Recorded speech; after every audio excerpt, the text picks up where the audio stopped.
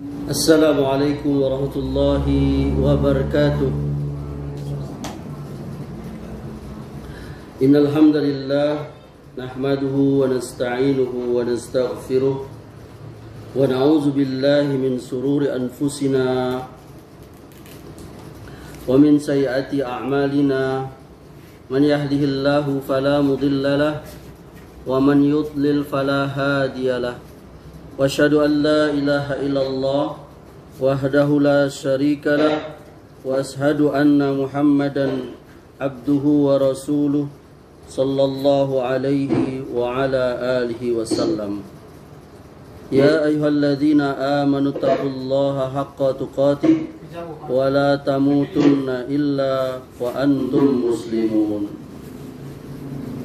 Ikhwani wa akhwati rahimakumullah. Alhamdulillah, kita bersyukur kehadiran Allah Subhanahu wa taala pada kesempatan Sabtu malam Ahad ini. Sebagaimana biasanya kita berkumpul bersama di majelis yang insyaallah penuh dengan barokah ini, di kajian rutin kita. Dan pada kesempatan kali ini di pekan kedua bulan Februari 2025 miladiah ini, yang menjadi tuan rumah adalah akhuna Yopi ya.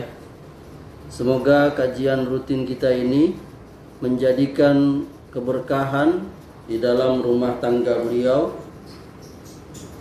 dijadikan beliau berdua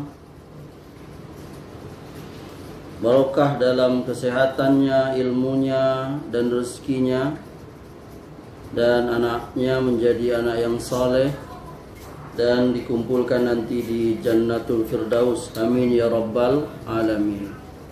Ikhwan dan akhwat yang dimuliakan Allah, mari kita lanjutkan pelajaran kita. Masih melanjutkan pembahasan tentang bekal puasa Ramadan kita. Pada pertemuan sebelumnya kita telah membahas tentang tujuan, hikmah dan ketentuan disyariatkannya puasa Ramadan. Maka pada kesempatan malam kali ini saya akan melanjutkan bab keduanya dengan judul yakni barokah dan fadilah sahur. Keberkahan dan keutamaan daripada sahur.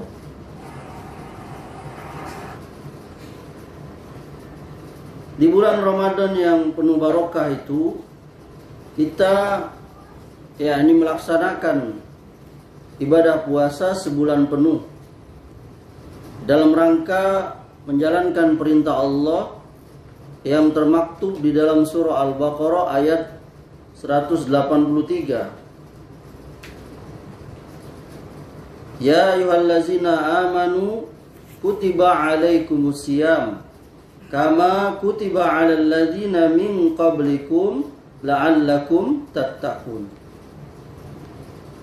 Ayat 184-nya ayyaman ma'dudat al-ayah ya.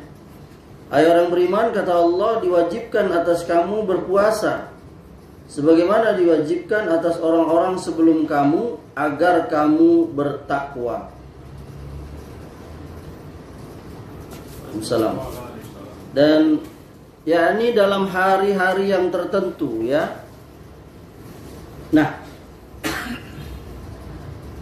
dalam melaksanakan ibadah puasa ini, ikhwan dan akhwat, ada beberapa adab yang hendaknya kita perhatikan. Di antara adab puasa yang barangkali telah diremehkan oleh sebagian kita adalah masalah makan sahur. Padahal sahur yang dilakukan pada akhir malam atau menjelang waktu subuh fajar, dia merupakan sunnah yang diwariskan oleh Rasulullah sallallahu alaihi wasallam, yang padanya itu terdapat keberkahan, barokah. Rasulullah pernah bersabda, tasahharu fa inna fis sahuri barakatun. Makan sahurlah kalian, karena pada sahur itu ada barokah. Hadis riwayat Bukhari dan Muslim. Hadis yang kedua, dalam riwayat yang lain disebutkan as-sahuru kulluhu barakatun fala tad'uhu walau an yajra'a ahadukum jur'atan min ma'in. Sahur itu seluruhnya adalah barokah, maka janganlah kalian meninggalkannya walau hanya dengan seteguk air. Ini hadisnya riwayat Ibnu Hibban dan At-Tabrani. Oleh karena itu, janganlah kita malas untuk makan sahur, walaupun hanya dengan makanan yang sederhana, yang ringan. Dan yang perlu kita ketahui bahwa sahur itu nggak harus kita dengan makanan yang berat, nggak harus ya, seperti nasi padang, apalagi ya, dan sejenis lah ya kan, nggak harus ya. Atau makanan pokok lainnya, lontong tunjang tadi ya, ya, nggak harus. Maka makan sahur yang bagaimanapun itu sudah terrealisasi ya, walaupun kita hanya makan sahur itu dengan seteguk air. Ana ulangi ya, jadi makan sahur itu nggak harus kita harus makan nasi, makan besar tadi. Tapi walaupun kita hanya minum seteguk air, itu sudah mencakupi yang namanya sahur, istilah kita itu ya. Bahkan itulah dia sebaik-baik sahur itu, bahkan yakni korma. Kata Nabi SAW, ni'ma sahurul mu'minin tamr. Sebaik-baik sahurnya mukmin dengan tamr, buah korma. Tamr itu buah korma yang sudah matang ya. Kalau yang masih muda itu apa namanya? Rutok. Rutok.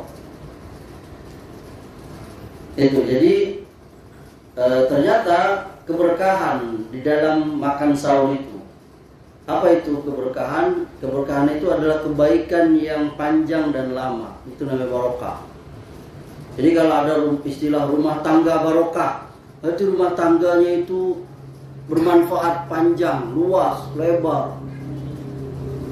Itu barokah, mengandung barokah. Mobil yang barokah, dia memberi manfaat untuk kebaikan, ya. Dan seterusnya. Di antara keutamaan atau fadilah sahur itu, sebagaimana sabda Nabi sallallahu alaihi wasallam, fa inna Allaha wa malaikatahu yusalluna 'alal mutasahrin, ya, mutasakhrina, sesungguhnya Allah Subhanahu wa taala dan para malaikatnya bersolawat kepada orang-orang yang bersahur. Wah, ini hadis riwayat Ibnu Hibban dan Tabrani. Jadi ternyata yakni malaikat Allah dan malaikat itu bersolawat kepada orang-orang yang bersahur. Yakni maksudnya memuji. Yakni memuji orang yang sahur. Karena itu juga bagian daripada ujian. Iya kan? Sahur itu ujian enggak, Iwan? Ujian enggak? Ujian dong. Kita tuh biasa enak makan itu yakni ketika kita sudah sadar gitu. Yakni misalnya udah pagi, udah mandi, ya kan? atau siang yang udah lapar. Ini kita bangun-bangun disuruh makan gitu. Kadang ada yang belum sempat cuci muka, kadang makan tuh sambil merem. Kadang-kala seenak ada pun makanan itu, kadang-kala sahur itu karena selera belum apa? Belum muncul. Soalnya enggak? Betul enggak ya, Pak? Jadi itu ujian sendiri gitu sahur itu. Karena kita disuruh makan dalam kondisi yang memang kita, makanya dia menjadi bagian ibadah. Karena makan minum itu memang sehari-hari kita makan minum, tapi itu hanya tobiat saja untuk mempertahankan kehidupan, bukan ibadah secara khusus. Dari sini kita mengetahui bahwa ibadah itu nggak bisa kita buat-buat. Yakni dia butuh dasar, dalil, perintah, contoh. Nggak bisa kita buat-buat sendiri. Seperti contoh mandi, ya kan? Mandi itu kebiasaan kita. Sehari-hari mandi nggak? Ada nggak yang mandi sehari sekali? Ada. Mandi dua kali sehari ada? Ada. 3 kali sehari ada? Ada. Seminggu 3 hari sekali ada? Ada, barangkali itu tergantung orangnya, ya kan? Jadi dia hanya mandi untuk kebiasaan saja gitu, yakni supaya bersih, segar dan sebagainya. Tapi kalau mandi dalam rangka ibadah, itu perlu dalil. Apa misalnya? Mandi karena habis campur suami istri. Nah, itu kan mandi dalam ibadah. Mandi karena dia masuk Islam. Mandi karena mau sholat Jumat. Nah, semuanya itu mandi, tapi mandinya dalam rangka ibadah secara khusus. Nah, itu perlu dalil. Nah, sama kayak makan. Makan minum tuh hal yang biasa kita lakukan sehari-hari. Ada yang makan pagi, ada yang makan siang, dan seterusnya. Tapi kalau dalam rangka ibadah itu perlu dalil. Seperti kita makannya pagi-pagi buta. Ini pagi-pagi buta itu kan. Paling pagi kita makan sarapan tuh berapa lah? Jam 6 lewat lah ya. Itu juga kadang 6:30 ya kan? Lah udah siang lah ya. Ini bayangkan dulu kita subuh sebelum sholat subuh. Ada yang jam 3. Walaupun itu nggak sesuai sunnah ya kan? Karena masih jauh ya. Tapi karena dalam rangka ibadah tadi itu, begitu pula buka, istilah kita berbuka. Kalau istilah saya dulu mecah puasa, bunggul apa no? Kalau istilah berbuka itu, berbuka itu apa? Mecah puasa lah, tak? Sama. Pecah puasa kau? Belum, pecahlah dulu. Itu maksudnya. Jadi membatalkan puasa itu dengan makan dan minum itu. Sampai ada pembicaraan di kalangan para ulama, bagaimana kalau dia nggak punya makanan minum, bagaimana dia mecahnya? Bagaimana? Hah? Ah iya, niatnya. Gitu. Jadi ini adalah sesuatu yang sangat menarik sekali, bahwa ini adalah ibadah yang khusus, yang bahkan makan dan minum itu menjadi ibadah. Bahkan tadi kita sudah dikasihkan yakni iming-iming bahwa makan sahur itu mengandung keberkahan. Apa keberkahan tadi? Yakni manfaat yang panjang dan lama. Ada beberapa makanan yang barokah itu. Salah satunya itu. Kemudian juga hewan korban. Hewan korban itu makanan penuh barokah. Kemudian hewan akikoh, itu makanan yang penuh barokah. Maka kalau antum diundang makan akikah, makanlah. Jangan nggak makan. Kalau lagi puasa Ustaz, gak apa-apa dipecah puasa. Asal puasa sunnah. Insya Allah tetap dapat pahala nggak Ustaz puasanya? Ya dapat pahala juga. Tetap, insya Allah. Jadi kita kembali ke tadi bahwa yang namanya makan dan minum di bulan puasa itu, yakni sahur dan berbuka itu, dia merupakan ibadah khusus, yakni makan dan minum yang kita dapat pahala. Bahkan sebagian orang tua supaya anaknya gemar puasa, maka dia, kau mau makan apa sahur nanti? Nanti mama masakin. Ya kan? Kau mau buka pakai apa nanti? Oh, aku mau pakai es krim mah. Aku mau pakai nasi goreng Solarian. Ya nggak apa-apa kalau orang tuanya mau. Kenapa? Karena itu tadi mengandung barokah. Supaya anaknya semangat puasa.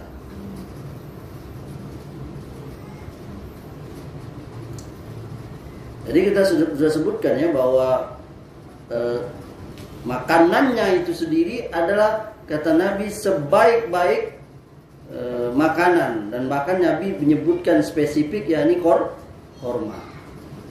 Dan bahkan pekerjaannya itu sih ya, di sahur itu sendiri mengandung keberkahan. Bahkan dikatakan oleh Nabi, riwayat Ibnu Hibban dan Tabrani tadi, yakni Allah memberikan salawat dan malaikat juga kepada orang yang makan sahur. Jadi dia bangun untuk melaksanakan perintah Allah, yakni sahur tadi, mempersiapkan dirinya untuk puasa tadi. Nah, dia diberikan salawat oleh Allah. Ada lagi, bahkan sahur itu sendiri, ikhwan, dia merupakan pembeda ya antara puasanya kita dengan puasa ahlul kitab. Apa? Pembeda antara puasanya kita kaum muslimin dengan puasa ahlul kitab.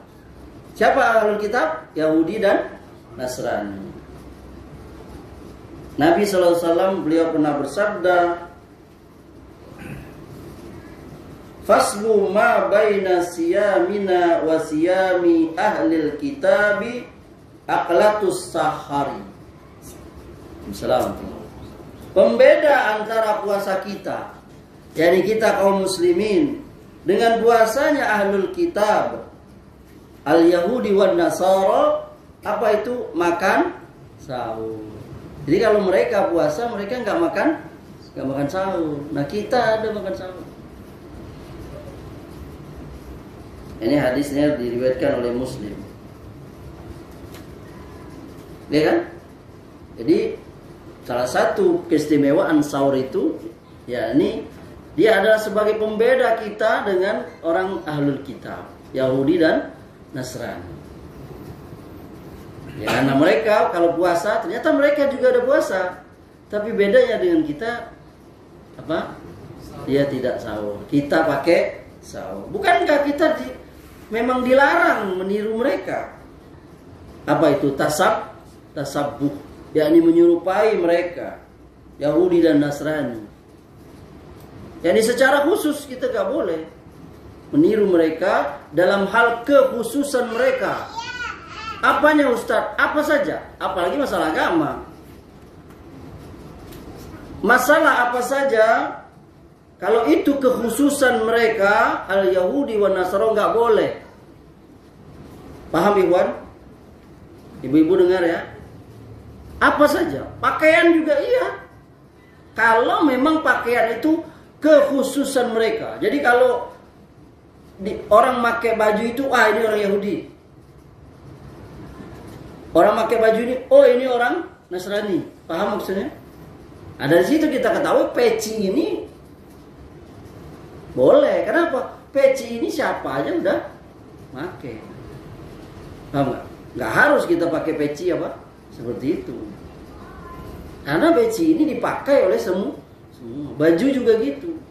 Tapi kalau ada baju atau peci yang memang dipakai oleh khusus mereka, apalagi tokoh agama mereka, nggak boleh. Ini nih yang perlu tahu. Ada nggak orang Buddha itu yang dia khusus pakaian, misalnya tokoh agama mereka, ada nggak? Nah, misal jubah mereka kan ada tuh, yang warna coklat ya. Nah, tapi ketahuan kalau pakai ini berarti dia ini pendek. Apa sebutannya itu? Biksu ya? Nah, biksu. Enggak boleh kita. Kalau memang itu. Pakaian juga wanita juga enggak boleh. Kalau memang itu, wah ini pakaian pendetanya ini. Tapi ingat tadi, kalau sudah kekhususan. Makanya wajar ulama-ulama kita dulu sempat mengharamkan Indonesia ya, pakai jas dan pakai dasi. Kenapa? Karena waktu itu ma'ruf di Kendal bahwa yang pakai dasi dan jas itu yakni orang kafir, penjajah. Tapi karena sekarang udah tersebar luas, asimilasi apalah namanya, orang udah pakai semua, udah sekarang nggak lagi. Bahkan ustadz juga, saya pribadi juga senang pakai jas karena lebih enak. Kalau misalnya AC-nya terlalu dingin jadi hangat kan. Ya kan? Nah, itu Iwan. Jadi kita kembali ke tadi bahwa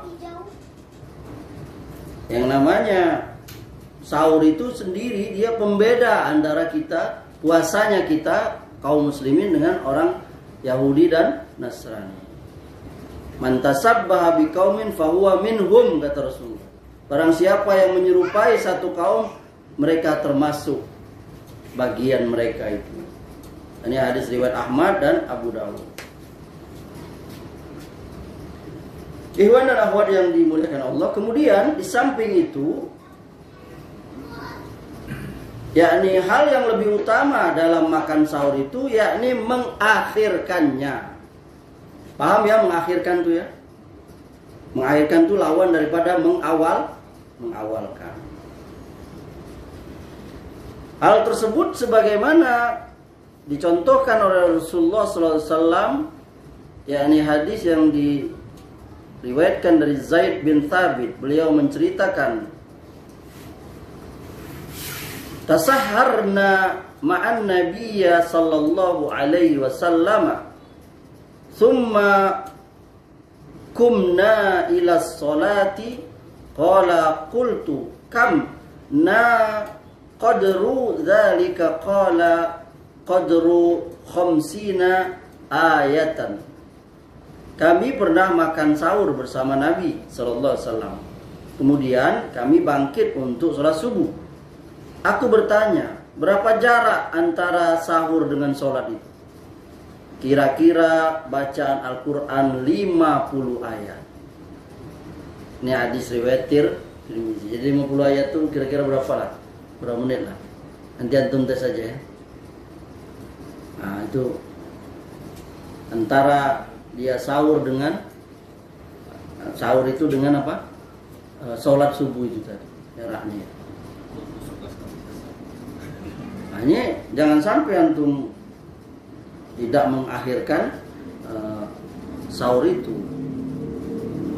Di antara hikmah mengakhirkan makan sahur itu adalah agar kita bisa bersama-sama melaksanakan sholat subuh berjamaah di masjid, ya kan? Karena banyak orang yang makan sahurnya itu terlalu malam. Sahur jam 12. Hah? 12 lo makan sahur. Jam 1, jam 2, jam 3 aja masih terlalu. Ya pas itu mungkin jam setengah 4 lah. Jam 4 ya kan. Lihat waktunya dulu ya, ada WIB, WIT. Ada WIT itu jam 4 udah ini. Udah masuk subuh ya kan. Sahurnya WIB kan. Hah? Sahur tuh pakai WIB. Pakai WIB semua? Iya, bukan pakai Wita. Atau WIB. Iya. Posisi 2 jam.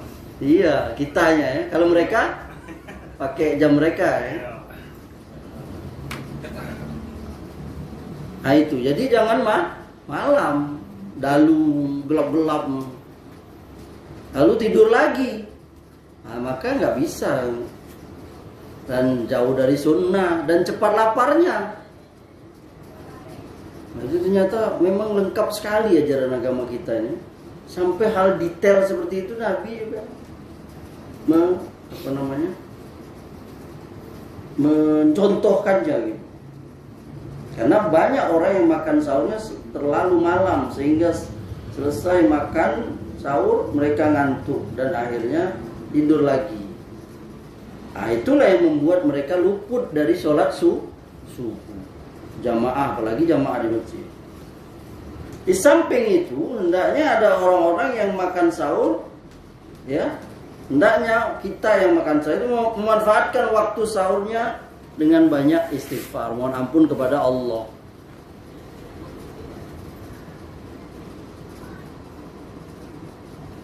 Dan tidak menghabiskan waktunya untuk hal-hal yang tidak bermanfaat. Dan memang kita ikhwah, dahulu ya, pengalaman kita pribadi ya, sebagian kaum muslimin itu memang didindabohkan dengan acara-acara televisi dulu ya. Sekarang mungkin masih juga. Dan memang acara televisi itu bulan Ramadan itu gila-gilaan. Ya kan? Dulu kita ingat sampai acara joget lah ya kan. Sahur itu kan, iya. Itu sampai kaum muslimin se-Indonesia, bayangin. Jauh dari keberkahan gitu. Dan itu orang-orang awam. Nah, kita yang sudah ngaji nih, ya jangan nggak lagi lah kita. Masa kita habis waktu di depan televisi, ya kan? Nah, sekarang ini ya di HP. Ya. Nah, itu kalau seorang banyak acara yang nggak mendidik, masa sahur yang campur baur ladang tino, canda-canda, tawa-tawa, joget, nyanyi, wah, bully, apa namanya istilah itu, ngeprank. Bagaimana nanti tanggung jawab kita di akhirat itu? Nah, inilah kita PR bagi kita yang udah ngaji nih. Kita tuh harus berbeda sama keluarga kita, sama keluarga terkecil kita, mungkin saudara-saudara kita sudah berbeda, nggak boleh sama lagi, kita udah ngaji. Dan ini memang berat. Mungkin antum akan dikucilkan. Apa irfan tuh sekarang, ya kan? Tapi harus kita mampu gitu. Walaupun tidak ekstrim yang kita sampai nggak menegur, enggak. Dan ini memang berat. Apalagi di bulan Ramadan itu orang biasa gitu kan, melakukan hal-hal yang seperti tadi gitu. Padahal ini waktu yang sangat mulia, yakni waktu yang barokah, waktu yang disebutkan banyak di dalam Al-Quran dan hadis, yakni sepertiga malam yang akhir. Ada satu riwayat Nabi bersabda, yanzilu Rabbuna tabaraka wa ta'ala kulla lailatin ila sama'id dunya hina yabqa thulusul akhiri yaqulu man yad'uni fa astajiba lahu man yasta'ani fa a'tiyahu wa man yastaghfiruni fa aghfir lahu. Kata Rasulullah, Rabb kita itu turun ke langit dunia pada setiap malam yang akhir, yakni sepertiga malam akhir. Dan dia berfirman, dia berkata, siapa yang berdoa kepadaku, maka akan aku kabulkan. Siapa yang meminta kepadaku, maka aku berikan. Siapa yang memohon ampun kepadaku, maka aku ampuni. Ini hadis riwayat Malik, Bukhari, Muslim, Abu Dawud, Tirmizi, Baihaqi. Lihat itu. Ini riwayatnya banyak ya. Imam ahli hadis yang meriwayatkan. Beberapa pelajaran dari hadis ini, akhwat. Ada pelajaran akidah di sini ya. Salah satu akidah Ahlussunnah adalah kita beriman kepada Allah, yakni beriman kepada nama dan sifat-sifat Allah. Apa? Beriman kepada nama dan sifat-sifat Allah. Salah satu sifat Allah itu ada sifat zatiyah dan ada sifat fi'liyah. Salah satu sifat fi'liyah Allah itu adalah nuzul, yakni turun. Yanzilu Rabbuna tabaraka wa ta'ala kulla lailatin ila sama'id dunya. Jadi Allah itu, kata Nabi, turun ke langit dunia setiap malam, yakni ketika sepertiga malam yang akhir.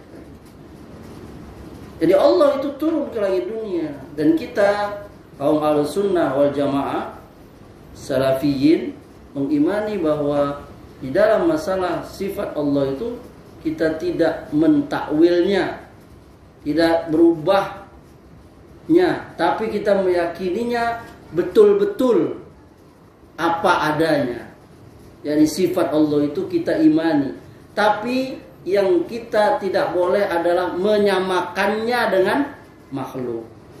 Tidak boleh merubahnya, tidak boleh menyamakannya dengan makhluk, dan tidak boleh merubahnya dengan yang lain. Jadi kalau Allah dibilang nuzul, ya turun. Bagaimana turun? Yang kita pahami turun. Tapi tidak boleh kita menyamakannya seperti turunnya makhluk. Dan kita juga tidak boleh menolaknya. Oh, nggak ada tuh. Karena Allah langsung yang mengatakan. Dan juga tidak boleh menanyakannya bagaimana. Nggak boleh. Paham? Nggak boleh. Kita meyakininya apa adanya. Allah yang mengatakannya, dia turun ke langit dunia setiap sepertiga malam yang akhir. Maka kita meyakininya. Yang nggak boleh itu kita menyamakannya dengan turunnya kita. Karena apa? Karena walam yakul lahu kufuwan ahad, laisa kamitslihi syai'. Allah itu tidak sama dengan kita. Jangankan Allah, yakni Rabb kita, Al-Khaliq, pencipta kita, makhluk ini. Kita sesama makhluk aja juga beda.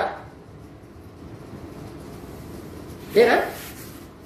Kita bisa turun nggak kita? Bisa. Cicak? Beda nggak turunnya cicak dengan turun kita? Sama? Sama nggak turun? Sama istilahnya, yakni turun, tapi caranya beda. Cicak turun tuh kepala dulu. Kita turun kepala dulu. Coba, antum turun kepala dulu nggak? Diomelin istri antum patah pakai kepala tuh kak. Atau kalaupun ada orang turun kepala dulu sesekali aja, ya ini dia tukang sirkus. Sesekali aja, enggak dia tiap hari naik tangga turun kepala dulu. Enggak. Itu aja beda, ya ini turunnya cicak dengan turunnya kita. Itu sesama makhluk, apalagi Allah. Nah ini pelajaran nanti kita, yakni bab asma dan sifat Allah. Itu yang lagi heboh-heboh di YouTube itu. Ini memang perbedaan kita dengan Asy'ariyah itu memang. Dan ini dalam hal asma dan sifat Allah. Mereka dalam beberapa asma dan sifat Allah mereka menolaknya. Ada yang menggantinya dengan yang lain atau menyerahkannya kepada. Nah, kita meyakini apa adanya. Yang kita tidak kita yakni hakikatnya itu. Yakni kita tidak bertanya bagaimana hakikatnya itu. Dan kita tidak menyerupakannya dengan seperti kita. Atau kita merubahnya dengan yang lain. Nah, jadi kita meyakini bahwa Allah itu turun ke langit dunia sepertiga malam yang akhir. Tapi kita tidak menanyakan macam mana Allah turun, nggak boleh. Nggak boleh bertanya itu. Macam mana Allah turun, nggak boleh. Yang jelas tidak sama dengan kita, berbeda dengan kita.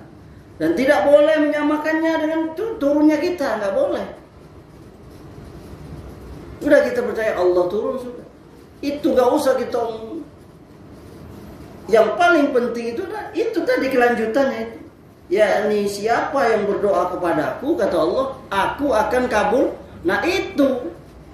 Siapa yang meminta ampun kepadaku, maka akan aku ampuni. Siapa yang berdoa aku kabulkan. Siapa yang minta aku kasih. Siapa yang minta ampun, aku ampuni. Ini harus kita praktekkannya itu. Bukan masalah tadi itu. Nah, jadi kalau antum bertanya, Ustaz, bagaimana cara saya supaya dikabul oleh Allah? Cara saya satunya itu. Yakni bangun di tengah malam, yakni sepertiga malam yang akhir. Ibu-ibu bertanya, bagaimana Ustaz supaya doa saya dikabul oleh Allah? Salah satu syarat doa dikabul itu adalah kita berdoa di waktu di tempat, di saat, dan juga di waktu yang mustajab. salah satu waktu mustajab itu adalah sepertiga malam yang akhir. Ini dalilnya, ini salah satunya. Siapa yang berdoa, Allah kabulkan. Siapa yang meminta, Allah kasih. Siapa yang minta ampun, Allah ampuni. Bangun sepertiga malam yang akhir itu. Nah, di bulan Ramadan itu yang membuat kita terbiasa, yakni karena kita memang mau bangun makan sahur. Terkumpullah beberapa keberkahan di situ. Yakni sahur itu sendiri tadi kita sudah bilang berkah. Yakni kemudian yang kedua yakni waktunya itu sendiri, yakni sepertiga malam yang akhir. Lalu yang kita lakukan ibadah itu yakni istighfar, berdoa, meminta kepada Allah, lalu minta ampun.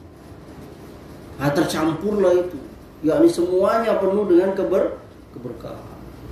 Apalagi makan berjamaah itu barokah.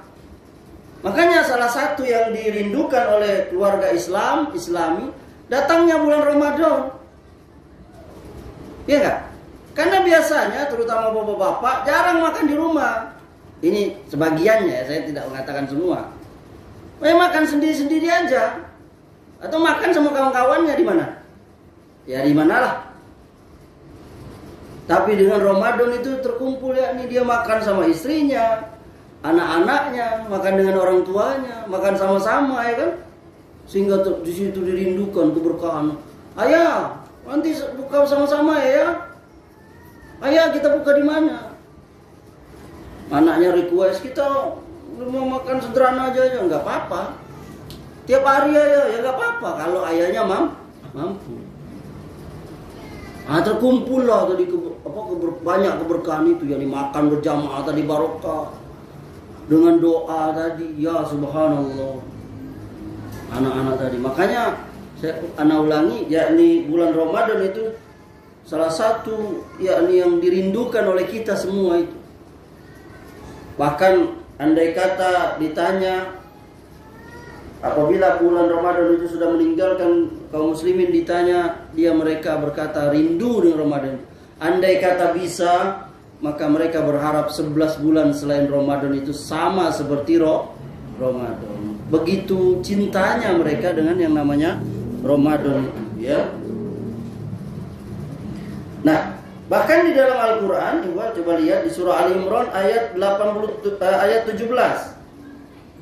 Surah ketiga, di mana Allah Subhanahu wa taala berfirman, wal mustaghfirina bil ashari. Wal mustaghfirina bil ashar. Dan yang memohon ampun di waktu sahur. Nah, ini menunjukkan yakni keutamaan dari waktu sahur itu. Dan di ayat yang lain ada di surah Al-Hujurat, surah 51 ayatnya 17 dan 18, di mana Allah Subhanahu wa taala berfirman, kanu qalilan minal laili ma yahja'un wa bil ashari hum yastaghfirun. Sifat-sifat dari penghuni surga itu, kata Allah, diceritakan di ayat ini, yakni di dunia itu mereka sedikit sekali tidur di waktu malam. Wah, antum bertanya, wah saya juga sedikit Ustaz di malam. Iya, tapi mau nonton bola, begadang, bukan. Apa ini kelanjutannya ini? Awabil asharihum yastaghfirun, yakni selalu mohon ampun. Mereka sedikit sekali waktu malam, yakni untuk minta ampun. Waktu kapan? Waktu sahur. Wabil ashari, ya, minta ampun di waktu sahur, yakni sesaat atau beberapa saat sebelum masuk waktu subuh, yakni waktu fajar. Itu Ikhwan, barangkali itu yang bisa saya sampaikan, yakni baru bab kedua dari bekal puasa Ramadan, yakni keberkahan dan fadilah sahur. Semoga Allah Subhanahu wa taala memanjangkan umur kita, memberikan kesehatan kepada kita, dan insya Allah kita akan bertemu dengan bulan yang penuh dengan keberkahan. Ada yang ingin bertanya? Ya. Ayat berapa tadi yang Ali Imran yang terakhir? Ayat Ali Imran, surah Ali Imran ayat 17. Itu masuk salah satu dalil, yakni keberkahan dari waktu sahur, karena Allah langsung menyebutkan wal mustaghfirina bil ashar, dan mereka yang memohon ampun di waktu sahur. Ini sifat-sifat daripada orang yang bertakwa ya. Dan juga surah Az-Zariyat ayat 17 dan 18. Ini sifat dari orang-orang takwa dan orang-orang penghuni surga itu. Apa sifatnya tadi apa? yakni mereka sedikit sekali tidur di waktu malam. Apa yang mereka lakukan? Yakni mereka mohon ampun pada Allah. Waktu kapan? Waktu wabil ashari, yakni waktu sahur, sesaat atau beberapa saat sebelum waktu fajar, waktu subuh. Kalau kira-kira mungkin sepertiga malam yang akhir itu, kalau malam kita mulai dari jam 6, nah itu bagi 3. Dari mulai jam berapa tuh? Kalau dari 6 subuh sampai 6 malam maghrib sampai 6 subuh dibagi 3. Nah, sepertiga yang ketiga tuh mulai jam berapa? 12 bagi 3 berapa? 4 ya?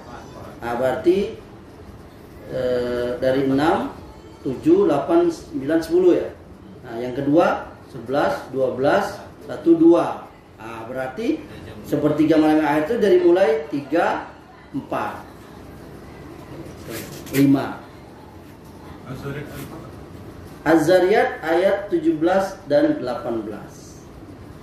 Itu sifat daripada orang-orang takwa, penghuni surga. Mereka sedikit sekali tidur di waktu malam.